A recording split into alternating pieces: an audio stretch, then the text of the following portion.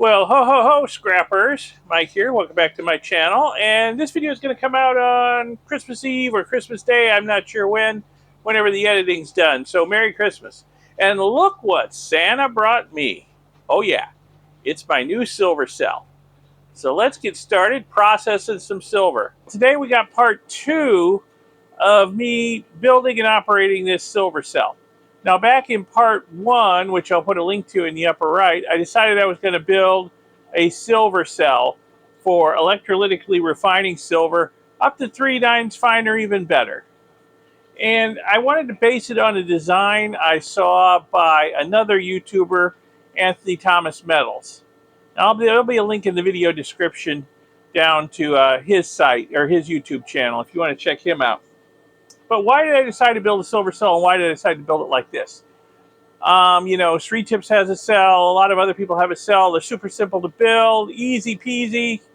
Well, the problem is you can't see what's going on inside too easily. And I wanted a cell that was completely transparent, made almost entirely of glass, so I could see what's going on inside and get time-lapse videos of the crystals growing. So that's why I went with this design cell that I saw over at Anthony Thomas's YouTube. But why did I build it? Well, I've got a lot of silver for my friend Johnny. Okay, I've recovered it from the electronic stuff he's been giving me to process for him. And here's some ingots of silver, and there's well over a kilo here, okay? More like 1.5 kilos. And it's all just been recovered from cement silver. You know, I dissolved the electronics in nitric acid, filtered it, cemented the silver out. You know, it's not super pure. It's going to have some copper contamination, probably some other stuff in it too. And before I pour new bars for Johnny, and I'm going to try to make those bars really, really pretty. I've been practicing my pouring. So before I do that, though, I want to purify this stuff up just as good as I can get it, at least 3/9 fine or better. And I think this cell will do that. So that's why I built the cell. Just to process Johnny's stuff and any other silver that comes my way in the future. There will be more silver for Johnny, too. So back in part 1, I built the cell. Okay. Now I need to do a couple of other things to actually get it running. Number 1, I need to make about 3 liters of electrolyte for it. So I'm going to have to do that. And number 2, I need to pour some anode bars for it.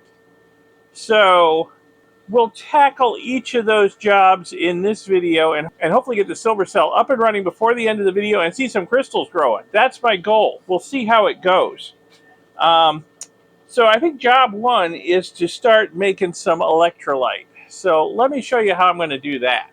Okay, so for me to make about 3 liters of electrolyte, I'm going to need about 300 grams of silver because Anthony Thomas runs at 100 grams of silver per liter of electrolyte. So we're going to use my silver, my personal silver, to make the electrolyte so we don't shortchange Johnny on any of his. And I've got some silver here. Let's start weighing it up here. So I've got this bar right here. 252 grams. And I've got some other stuff here. This piece, that's not enough. I got this. I told you I was practicing my pouring. That looks pretty good, doesn't it? Okay, so that's 400 grams right there, those 2 pieces. I mean, I've got a bunch of cement silver too that I haven't poured into bars yet, but I think we'll just go with these bars right here. And so 400 grams is more than I need, but that's okay because I want to make sure all of the nitric acid gets used up in the electrolyte. So I'll put enough nitric acid in that we should dissolve about 300 grams of this stuff. And we'll just leave it sit in there until we're sure all the nitric acid is used up. And of course, we can weigh the bars that are left and make sure that we've got enough silver in solution. So let me get these into a beaker and we will start dissolving them in nitric acid to make our electrolyte. Okay, I've got a 3-liter beaker here in the fume hood. Now, I'm not going to try and make all the electrolyte at once. I'm just going to see if I can get this silver dissolved, and then we'll dilute the resulting solution down to the concentration we need. So if I can get 300 grams of this 400 grams of silver dissolved, we'll add enough distilled water to the liquid to get it to 3 liters. All right, so here goes some distilled water. Make sure everything's well covered. Now, the conventional wisdom here is that it takes a milliliter of nitric acid to dissolve a gram of silver. So that means I'm going to need to put about 300 milliliters of nitric acid in here. So I'm going to measure out approximately 300 milliliters. And I know that these beakers, they're only approximate. But really, this isn't rocket science. We're a little high, a little low with our amounts here. It shouldn't affect the cell performance really at all. So there we go. There's right at 300 milliliters. And I'm going to put about 100 milliliters of this in to start with.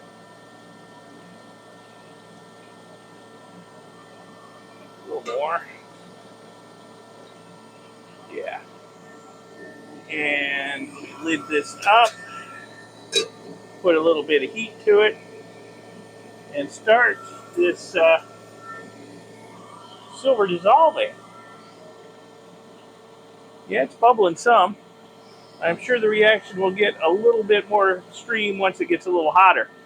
But we're going to start dissolving this stuff, and I'm going to keep adding nitric acid to it once the reaction dies down until we get it all in. Well, it won't all go in. We'll get all but like 100 grams of it in solution. Once we get all the nitric acid in and the reaction is done, we'll measure the weight of the silver that's left in the bottom of this and see if we've got about 100 grams.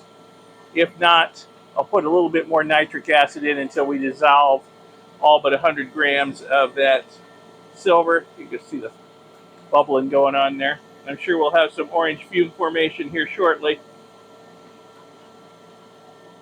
So if I'd left the silver as cement silver, I'm sure it would dissolve a lot quicker and more energetically, but well, I didn't. I poured it into bars. So since this is cement silver, we might end up seeing a little bit of a blue color to the liquid, maybe even a little bit green. Should not be a problem as long as it's not really dark. As the silver cell operates naturally, copper, contaminant in the silver, is going to wind up in the electrolyte anyway. And the electrolyte really has to get pretty heavily polluted with copper and other stuff before you stop getting pure silver crystals in there. So, oh yeah, we're starting to get a pretty good reaction now.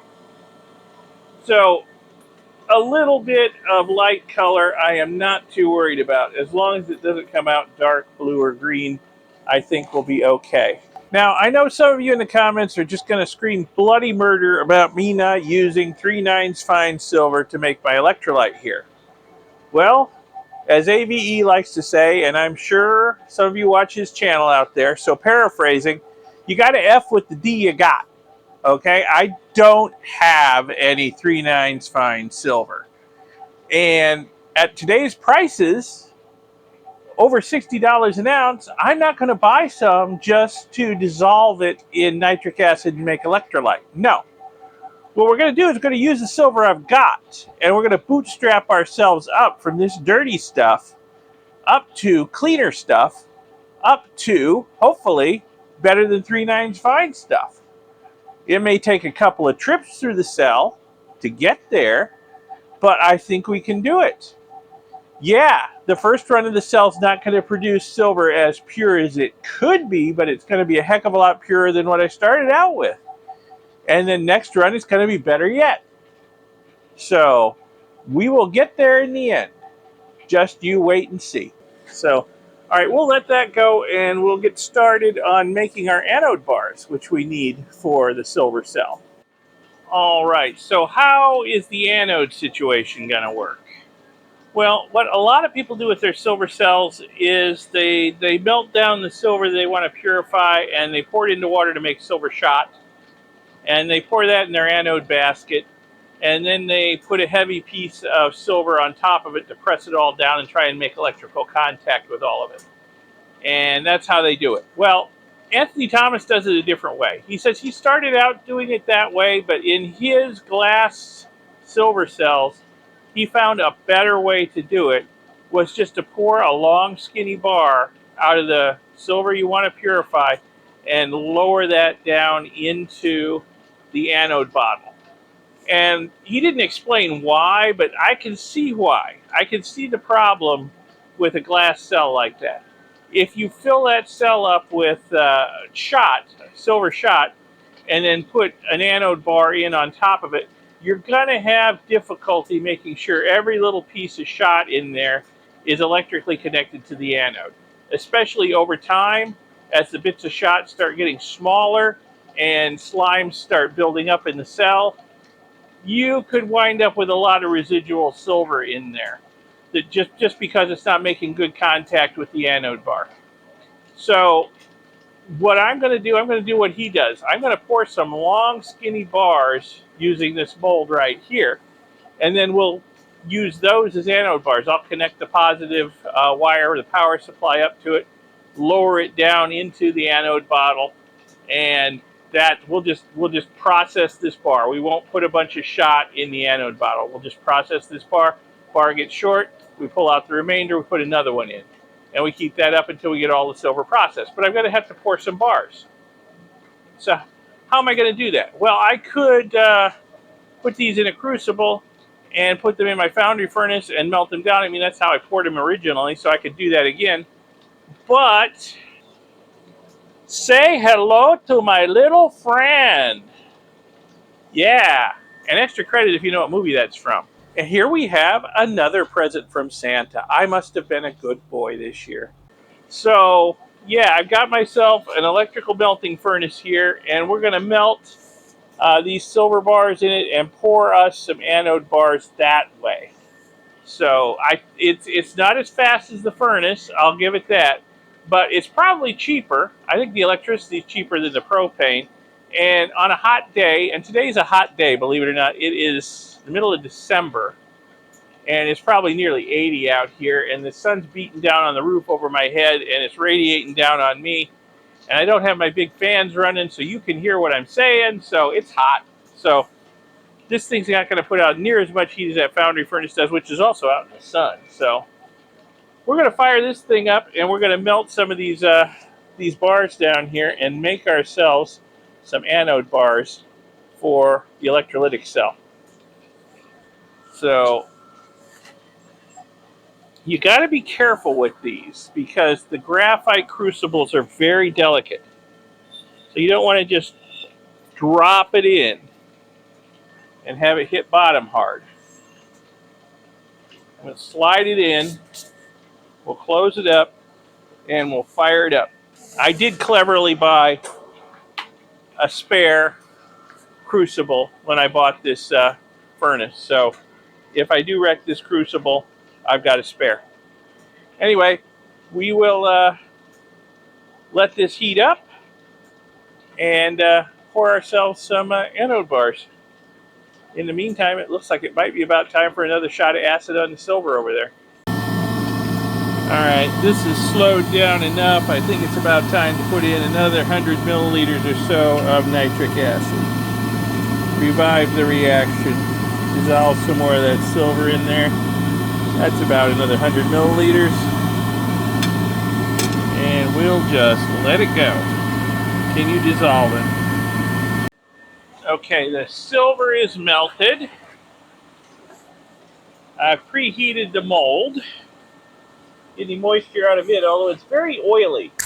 I think it's, I don't know, it's like it's impregnated with oil. Must be very porous cast iron. Hopefully that's not going to give me any trouble, but at least it's nice and hot so that there's no chance of a steam explosion.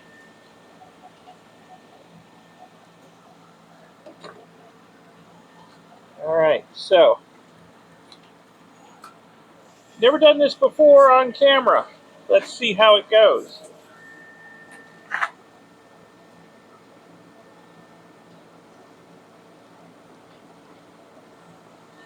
Well, that could have been better.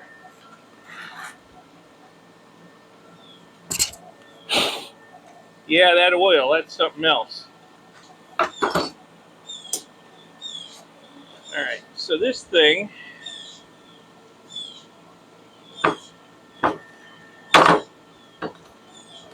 yeah, it's got a lot of oil on it.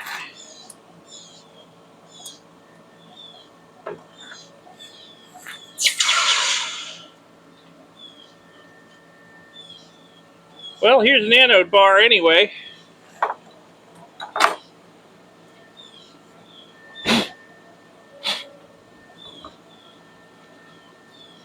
Alright, we're going to go ahead and pour this.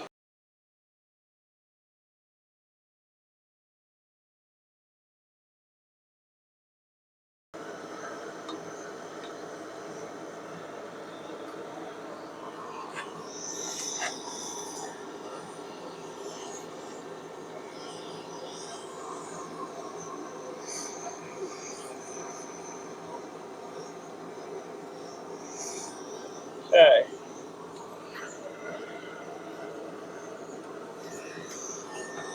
Heat this up. And we'll pour the rest of the silver out of that crucible in there.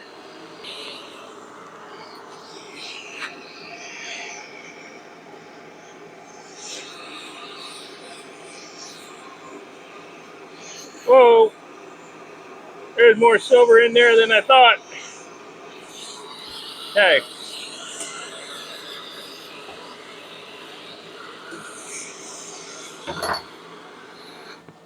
Sometimes things go a little bit sideways with me. It's not always perfection. But I think we'll get there in the end. We've got 2 anode bars poured, and that's enough for a good start.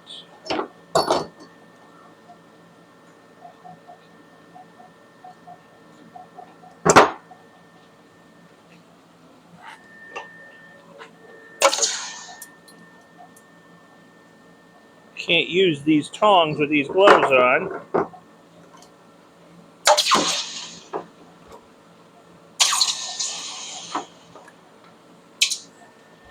Alright.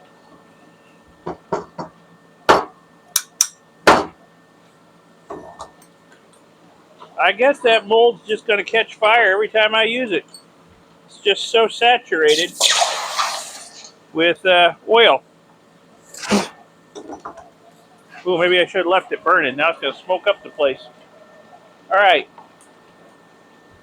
At least we've got 2 good anode bars. That's a good start. Whew. Alright. Hopefully the rest of this process is going to go a lot easier. You see, you get it warts and all on my channel. It's not edited to where you only see perfection. Alright, the reaction looks like it's completely done. I guess it's time for the last 100 milliliters of nitric acid. Now, I know what you're thinking. That liquid's pretty blue-green. That's not going to be very clean electrolyte. Well, you got to remember, this is going to get diluted to 3 liters.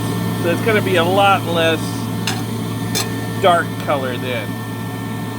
And from my understanding of what I've been studying about silver cells, the electrolyte has to really be concentrated in copper before the purity of the silver starts going down.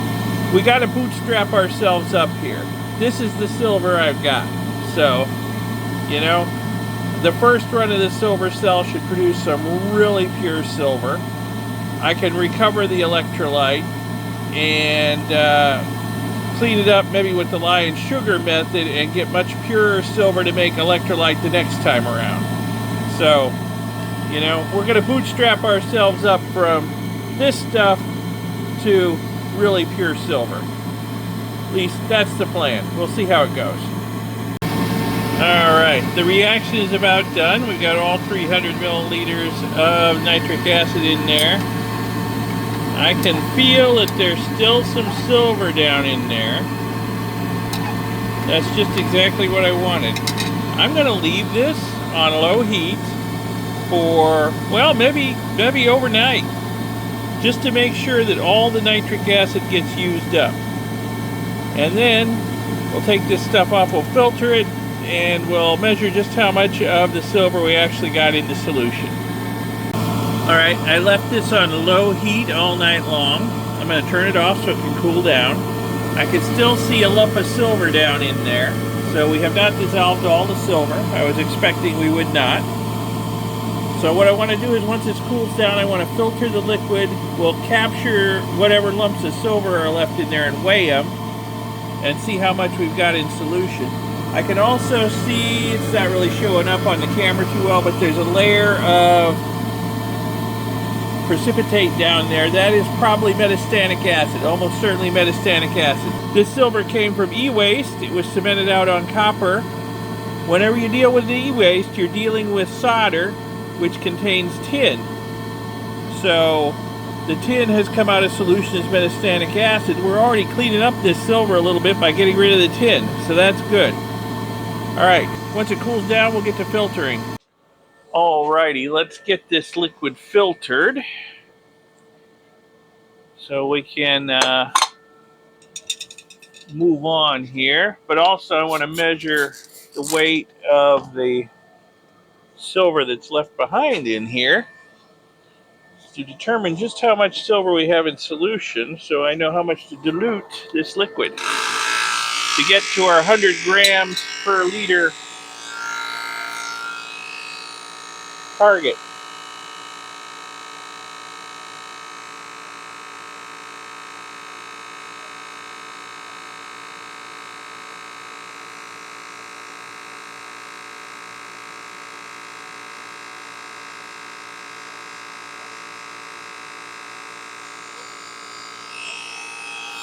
Yeah, we definitely got some metastatic acid in there, but that's good. We're getting rid of tin. Alright, it's going to take me a while to filter this stuff, so I'll be back when it's done. Alright, the liquid's coming through nice and clear. I've got it all in the funnel up here, so I'll just need to rinse the funnel a little bit, and then we'll have all the liquid filtered. Here's the silver that did not dissolve. So this remains of one ingot and some little pieces. It's cool how it's etched. You can see the individual silver crystals in it. It's kind of neat. But I'll get my scale out and we'll weigh this residual silver and see how much we have in solution here. Then I'll know exactly what I need to dilute this to. As long as I get about 2.5 liters of electrolyte, I'm good to get the cell up and running, but I'd like to have a little extra just to top it up over time. So I can always make more from this stuff in the background once I get the cell running too. Alright, let's see how much silver did not dissolve.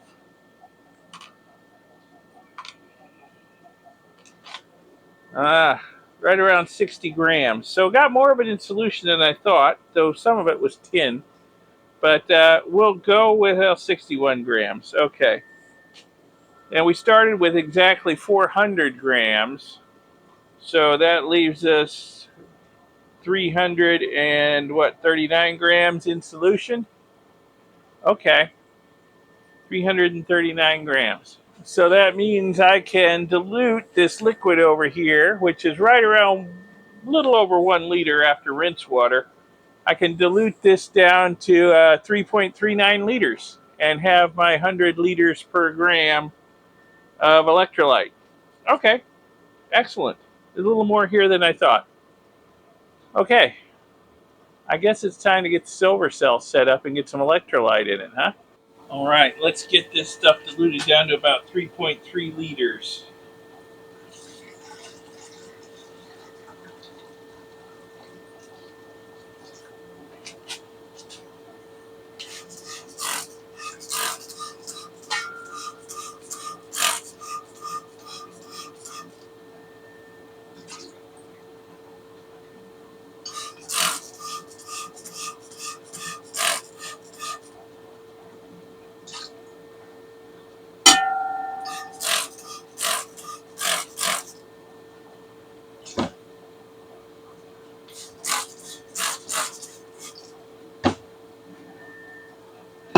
Okay, so might need more water than this.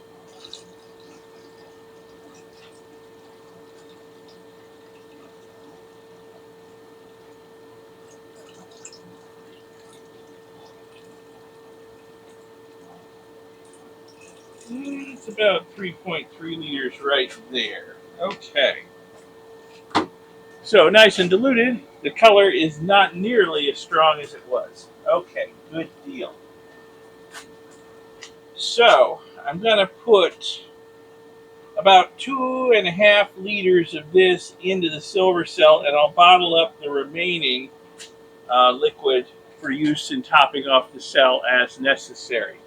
So I think we can get a run or two out of the silver cell with this stuff before the electrolyte is too saturated with copper and other metals. And then I can harvest the crystals out of it and use those to make some extremely pure electrolyte and run all the stuff through it again. And we'll just bootstrap ourselves up, like I said, from this to super pure silver. I know exactly how much of it I need to give to Johnny, and I've added my own silver to it to account for the amount of electrolyte we need. So I think we're good. I think we're ready to get started. So here's the cell we're going to use. I'm going to put about, see this thing hangs. Here's the cell we're going to use. So this thing hangs in here like so, right about to the 2.5 liter line. So that's where I'm going to fill it up.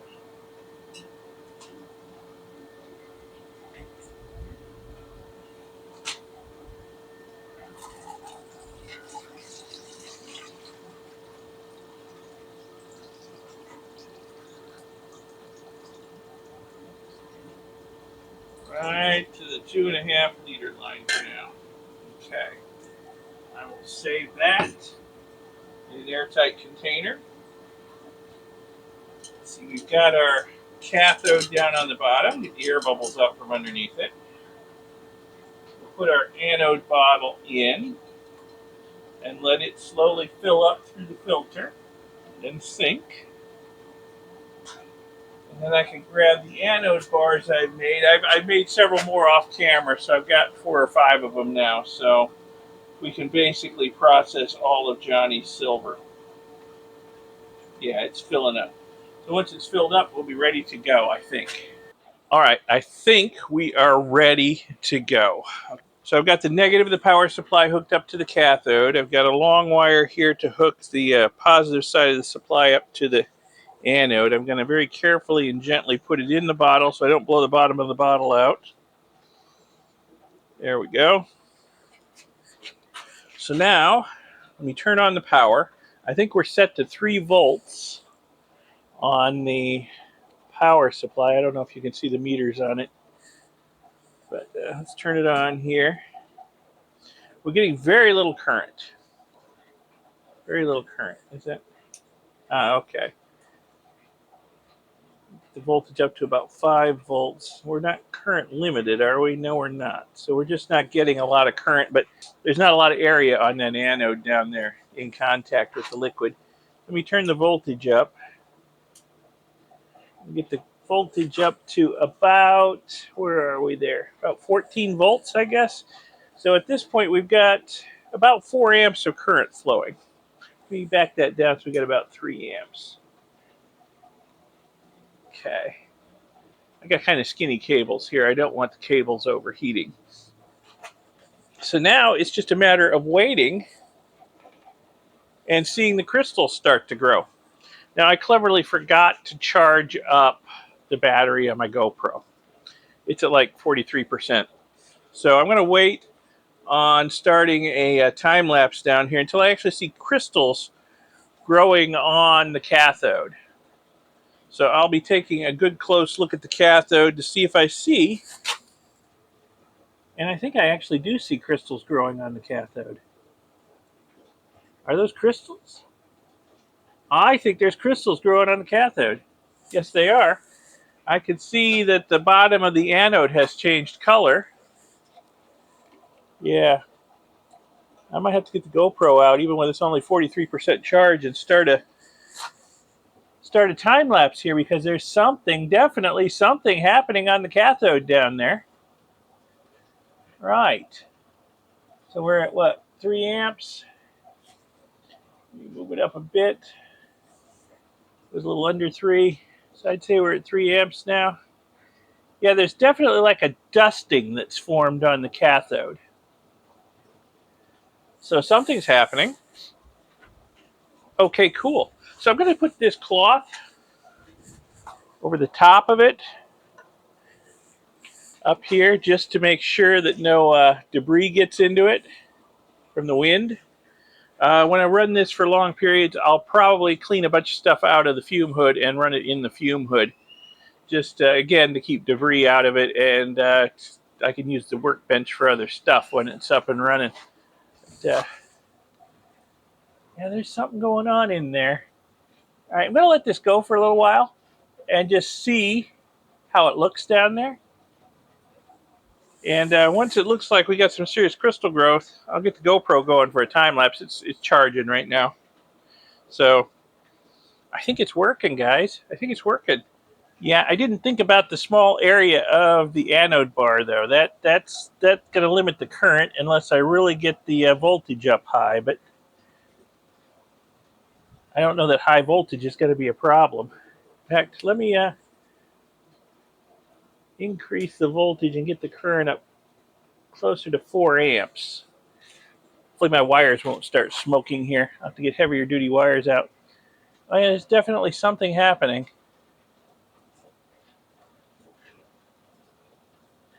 Yeah, I think in the future runs, I will use heavier duty wire so I can crank more current through the cell.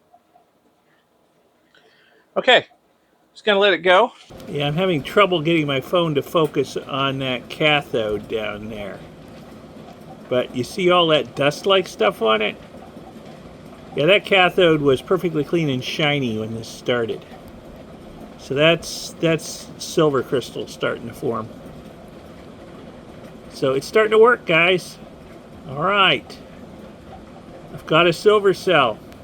We're just going to have to let it run and see what it produces over time. All right. I'm officially an idiot. And I'm the first to admit it sometimes, okay? I was misreading the meter. We weren't getting 4 amps of current.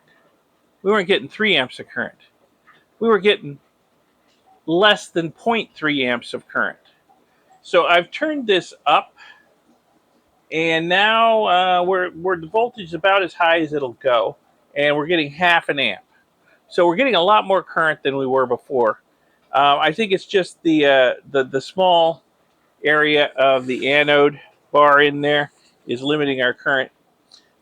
So, but the crystals, the dusting on the cathode seems to be getting a whole lot more intense down there at this higher current, even though it's only half an amp. So I think what I'm going to have to do is I might end up having to fill the anode bottle with some shot to make this work better. I don't know, because the area of the anode contacting the liquid is really our limiting factor here. I suppose in the future I could make my electrolyte more conductive by dissolving more silver in it. That's a possibility. Go with, say, 150 or 200 grams per liter instead of 100 grams. It'd be much more conductive. So that's a possibility. Or I guess I could fill this bottle up higher so that the liquid would go higher up on the anode bar and we'd have more contact that way. So that's a possibility too.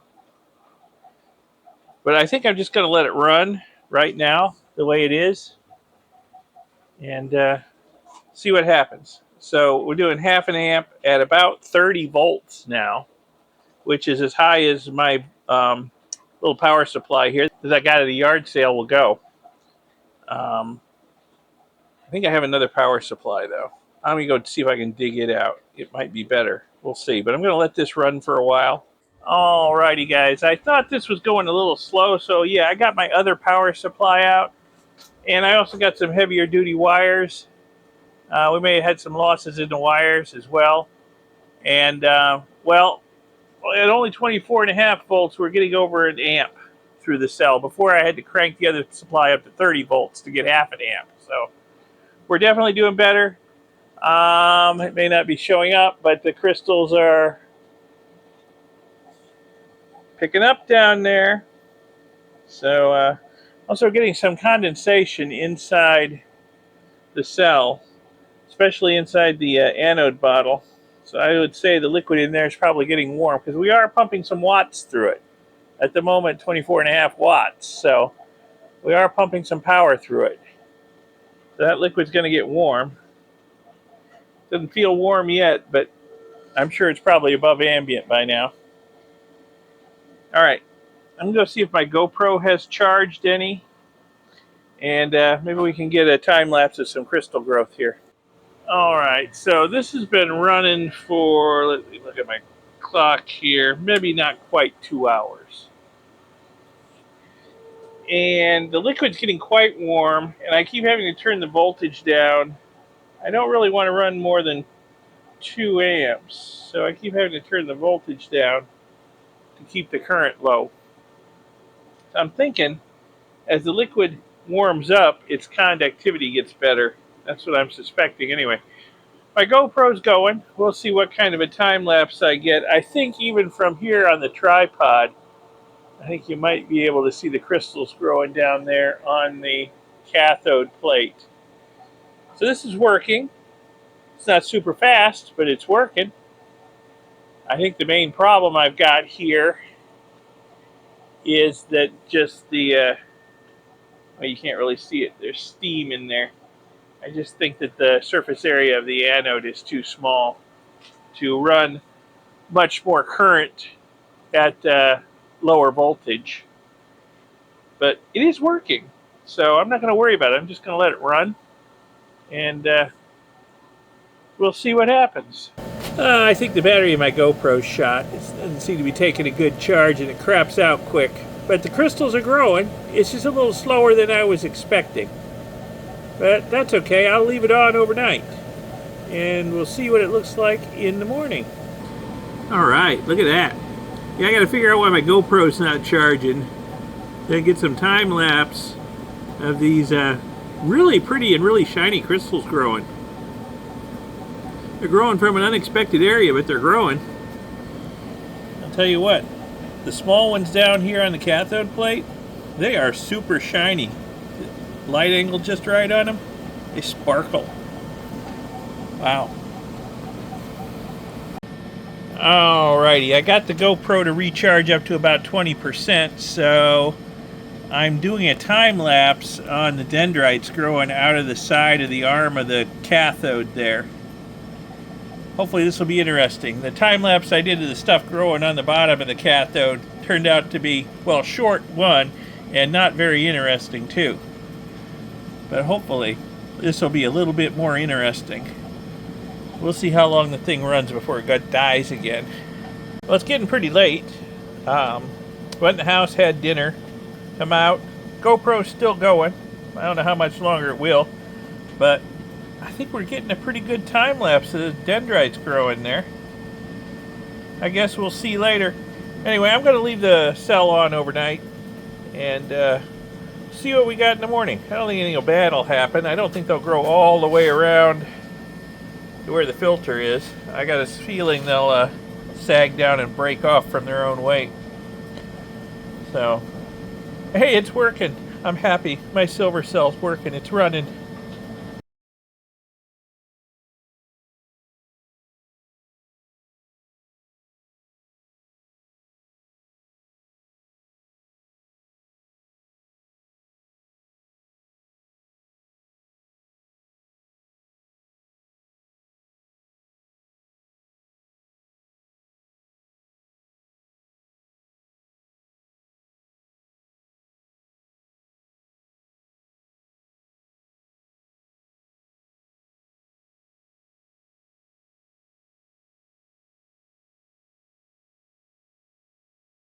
And so here we are the next morning after leaving it on all night. I even turned the current down.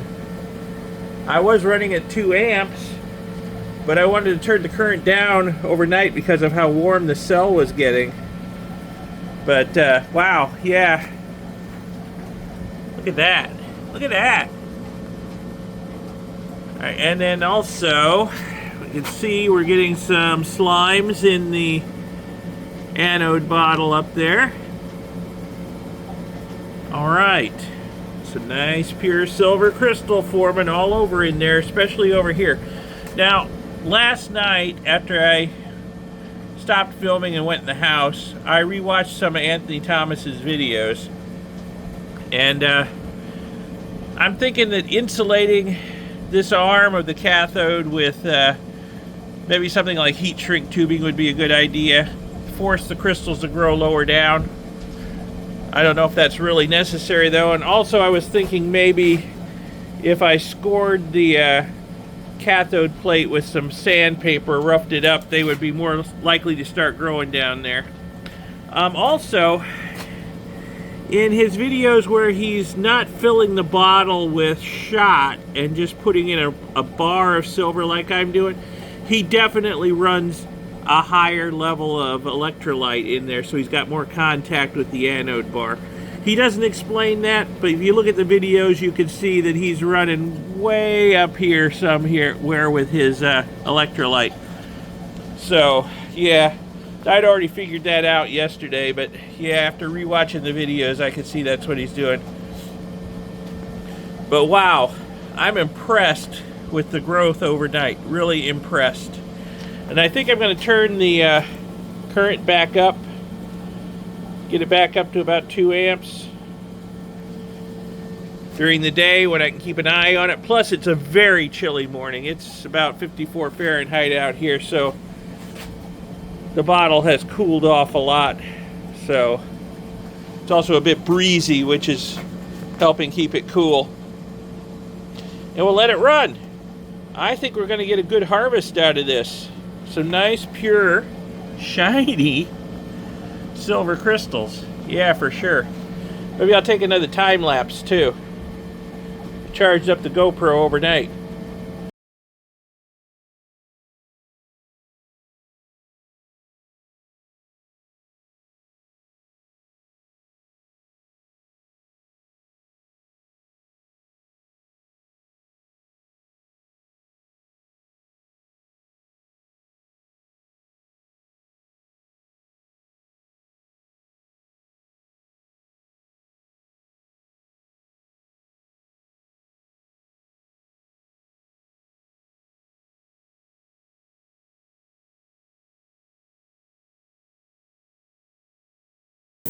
See, this is why I wanted to build a glass silver cell. Be able to watch the crystals growing in real time, do time-lapse photography of it.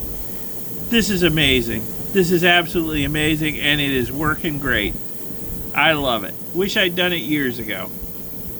So it's only been about 24 hours this thing's been running, and we've used up almost half of the first anode bar. Look how low it is.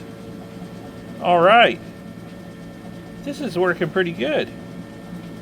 So after about 24 hours, what's the verdict? Well, I think this is working great. I really think it's working great. It got off to a little bit of a rocky start, but you know what? I'm a silver cell virgin. I wasn't quite knowing what to expect. And I had a little bit of a kerfuffle with the power supply. But now, wow, we have processed a lot of silver.